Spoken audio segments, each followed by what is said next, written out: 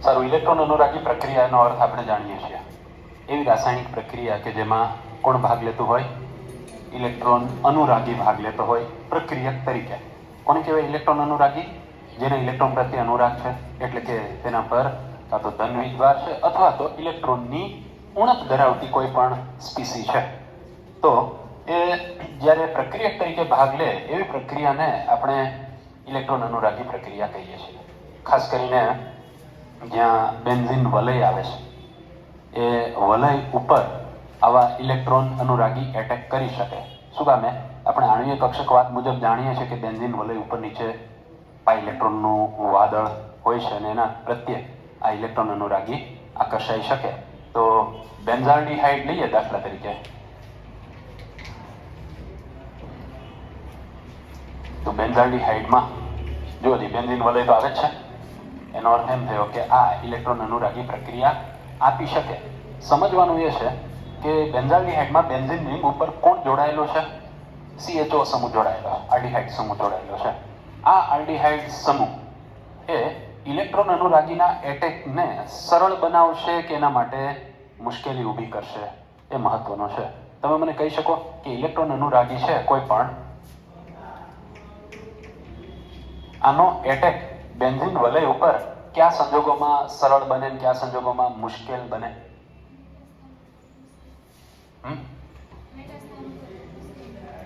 નહીં, સ્થાનની વાત નથી, આખા રિંગ ઉપર જ ક્યારે સરળ બને? જો બેન્ઝીન વલયમાં ઇલેક્ટ્રોનની ઘનતા વધે, ક્યાંયથી બહારના ઇલેક્ટ્રોન છે બેન્ઝીન વલય તરફ આવે, ઇલેક્ટ્રોન ઘનતા વધે તો E+ એટલે કે ઇલેક્ટ્રોન અનુરાગીનો એટેક કેવો બનશે? ઈઝી બનશે. તો એવા સમૂહ કે જે અહીંયાથી ઇલેક્ટ્રોનને બેન્ઝીન વલય તરફ પસાર કરે એવા સમૂહને સક્રિય કારક કહેવાશે. એટલે કે ઇલેક્ટ્રોન અનુરાગી પ્રક્રિયા પ્રત્યે સંયોજનને વધુ સક્રિય બનાવશે. પણ એવા સમૂહો કે જે ઇલેક્ટ્રોનને બેન્ઝીન વલયમાંથી પોતાની તરફ આકર્ષે તો શું થાય? તો અહીંયા ઇલેક્ટ્રોનની ઘનતા બેન્ઝીન વલયમાં ઘટે. ઘનતા ઘટે તો પછી ઇલેક્ટ્રોન અનુરાગીનો એટેક છે મુશ્કેલ બનશે કે નહીં? બનશે. ક્લિયર છે આ વાત? તો આપણે સમજવાનું એટલું છે કે CHO સમૂહનો રોલ શું, અને એ બેન્ઝીન વલયને વધુ સક્રિય બનાવે છે કે પછી અક્રિય બનાવે છે? અક્રિય બનાવે તો એને અક્રિય કારક કહેવાય. તો યાદ રાખો, CHO સમૂહ આપણે 11માં ભણી ગયા છે મુજબ ઇલેક્ટ્રોન આકર્ષક સમૂહ છે. એટલે કે બેન્ઝીન વલયમાંથી ઇલેક્ટ્રોનને પોતાની તરફ આકર્ષે. એનું પરિણામ એ આવે કે બેન્ઝીન વલયમાં ઇલેક્ટ્રોનની ઘનતા ઘટે. જો ઇલેક્ટ્રોનની ઘનતા ઘટે તો ઇલેક્ટ્રોન અનુરાગીનો એટેક મુશ્કેલ બને. માટે યાદ રાખો, CHO સમૂહ અહીં અક્રિય કારક તરીકે વર્તે છે. કેવી રીતે વર્તે છે? અક્રિય કારક તરીકે. અક્રિય કારક તરીકે વર્તવું એટલે શું? ક્રિયાશીલતામાં ઘટાડો કરવો. ઓકે, અહીંયા તમને આવી ઇલેક્ટ્રોન અનુરાગી એરોમેટિક વિસ્થાપન પ્રક્રિયા છે એનું એક ઉદાહરણ આપ્યું છે અને એ છે બેન્ઝાલ્ડિહાઇડનું નાઇટ્રેશન. આ બેન્ઝાલ્ડિહાઇડ છે અને એનું નાઇટ્રેશન. ઓકે, આપણે જાણીએ છીએ કે નાઇટ્રેશન કરવા માટે નાઇટ્રેટિંગ મિક્સચરની જરૂર પડે. અને નાઇટ્રેટિંગ મિક્સચર એટલે સાંદ્ર HNO3 પ્લસ સાંદ્ર HNO3. અહીંયા પ્રક્રિયા પરિસ્થિતિ જોઈએ તો તાપમાન કેટલું છે?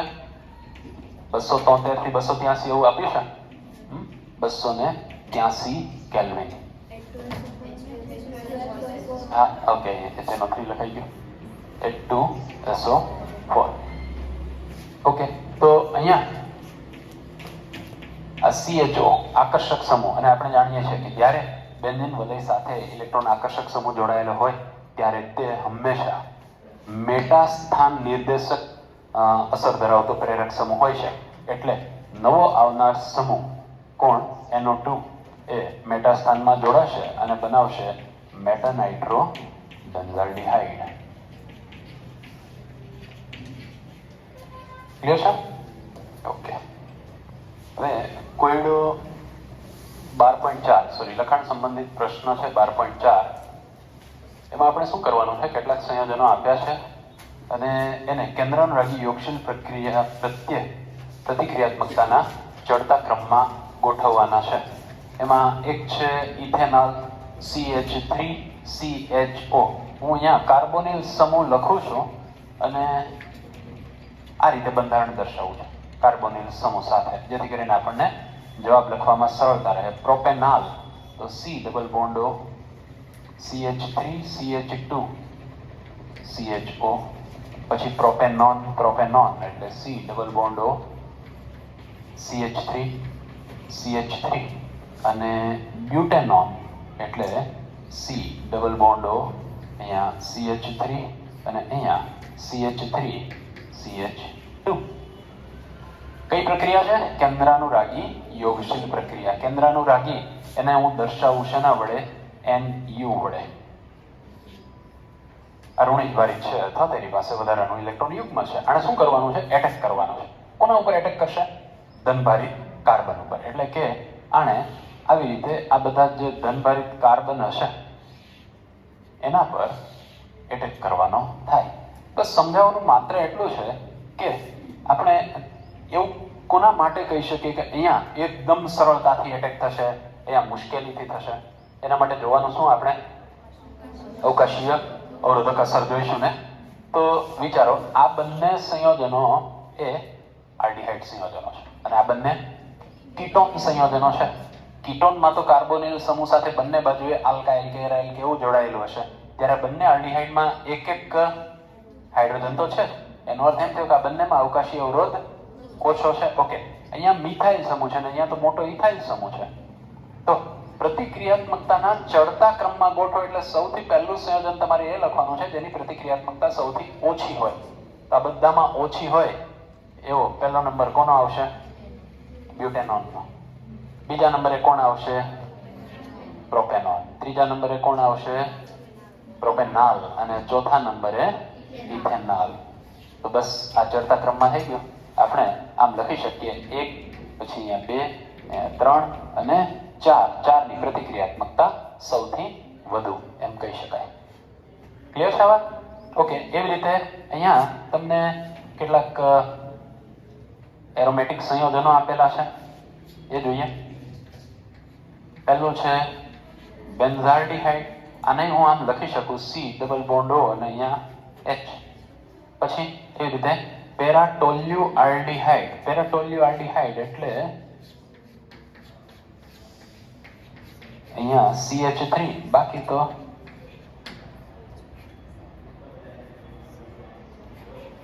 આ પેરાટોલ્યુઆલ્ડિહાઇડ થઈ ગયો. પેરાનાઇટ્રોબેન્ઝાલ્ડિહાઇડ.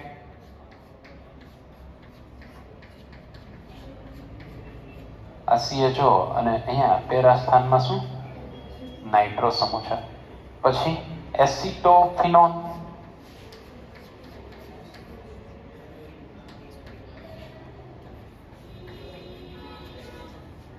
આમાં પણ પહેલા આપણે જોવાનું છે કે સૌથી ઓછી પ્રતિક્રિયાત્મકતા કોના પ્રત્યે? કેન્દ્રાનુરાગી યોગશીલ પ્રક્રિયા પ્રત્યે. તો આપણે શું જોવું પડે કે કાર્બન પર ધન વીજભાર ક્યાં ઓછામાં ઓછો હશે?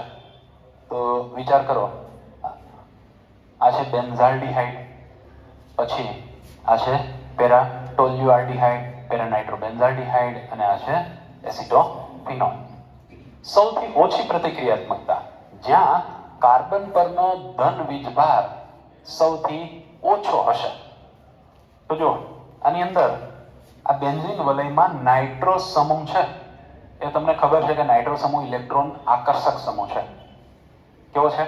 ઇલેક્ટ્રોન આકર્ષક સમૂહ. એટલે ઇલેક્ટ્રોન આકર્ષે ને એના કારણે આના ઉપરનો ધન વીજભાર વધશે.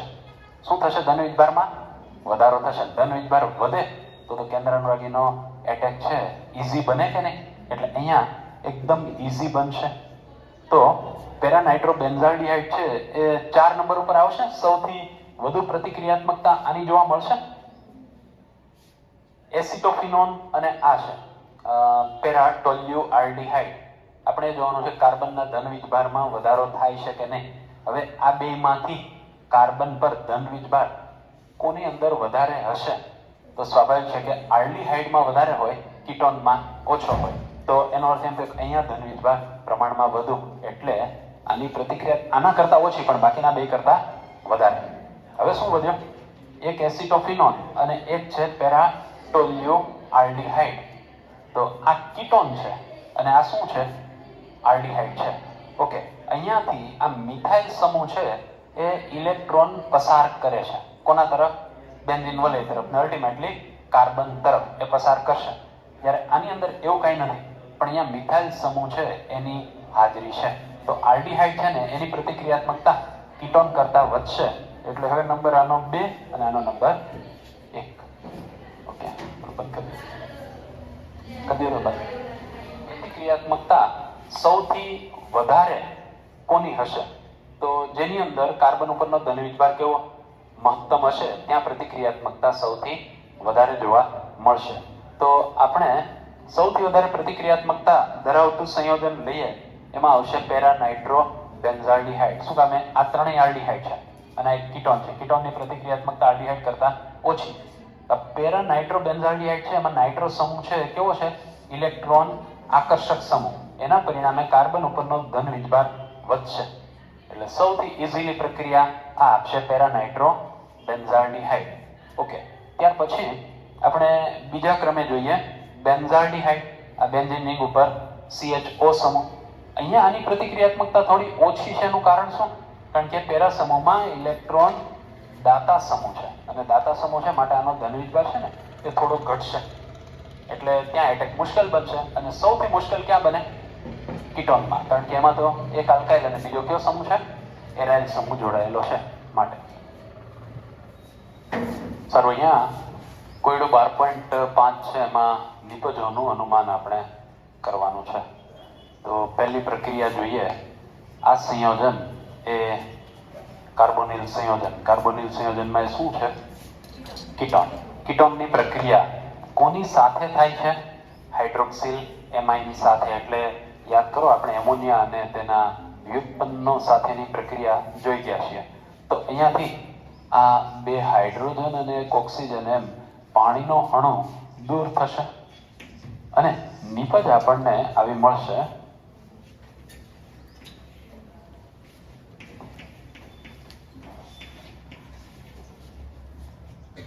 અને આપણે જાણીએ છીએ કે આ સંયોજનનું નામ હાઇડ્રોક્સિલ એમાઇન અને એનાથી જે નિપજ મળે ને એને ઓક્ઝાઇમ તરીકે ઓળખવામાં આવે છે. તો કઈ નિપજ મળી છે આપણને? આ સાયક્લોપેન્ટેન ઓક્ઝાઇમ. તો આવી નિપજ મળશે આપણને. ત્યારબાદ આ સંયોજન પણ ચક્રી કીટોન જ છે. હવે આની પ્રક્રિયા આ 2,4-DNP સાથે થાય છે. 2,4-ડાયનાઇટ્રોફિનાઇલ હાઇડ્રેઝિન સાથે. તો અહીંયા શું દૂર થશે? H2O. શું દૂર થાય છે? H2O દૂર થાય છે. અને H2O દૂર થાય તો અહીંયા આપણને આવું નિપજ મળશે.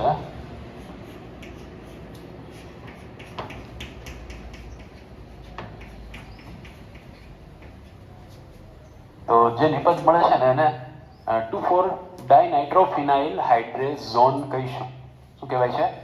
2,4-ડાયનાઇટ્રોફિનાઇલ હાઇડ્રેઝોન. અહીંયા કોનો હાઇડ્રેઝોન છે? સાયક્લોહેક્ઝેનોનનો.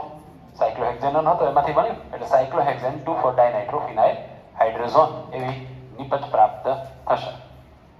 ઓકે, અહીંયા આલ્ડીહાઇડ છે. આલ્ડીહાઇડની પ્રક્રિયા જે સંયોજન સાથે થાય છે તમને ખ્યાલ છે સેમી કાર્બેઝાઇડ છે. તો જે નિપજ મળે છે શું મળે છે? સેમી કાર્બેઝોન. તો અહીંયા સેમી કાર્બેઝોન મળશે અને એમાં H2O એને આપણે દૂર કરીએ. H2O એ દૂર થાય તો જે નિપજ મળશે એ RCH દ્વિબંધ CH single bond CH પછી અહીંયા NH CO NH2 આ CH સાથે દ્વિબંધી N. ક્લિયર છે? અને સેમી કાર્બેઝાઇડ સાથે પ્રક્રિયા થઈને જે નિપજ મળે છે એને આપણે શું કહીએ છીએ? સેમી કાર્બેઝોન. તો આ સેમી કાર્બેઝોન મળ્યો. ઓકે, ત્યારબાદ હવે આ છે એસિટોફિનોન અને એસિટોફિનોનની પ્રક્રિયા ઇથેનેમાઇન સાથે એસિડ ઉદ્દીપકની હાજરીમાં કરીએ છીએ. એટલે આ RNH2 થઈ ગયું. યાદ છે તમને? સ્કીપ પ્રક્રિયક મળે છે, ઇમાઇન નિપજ તરીકે મળે. તો અહીંયા વિસ્થાપિત ઇમાઇન મળશે આપણને.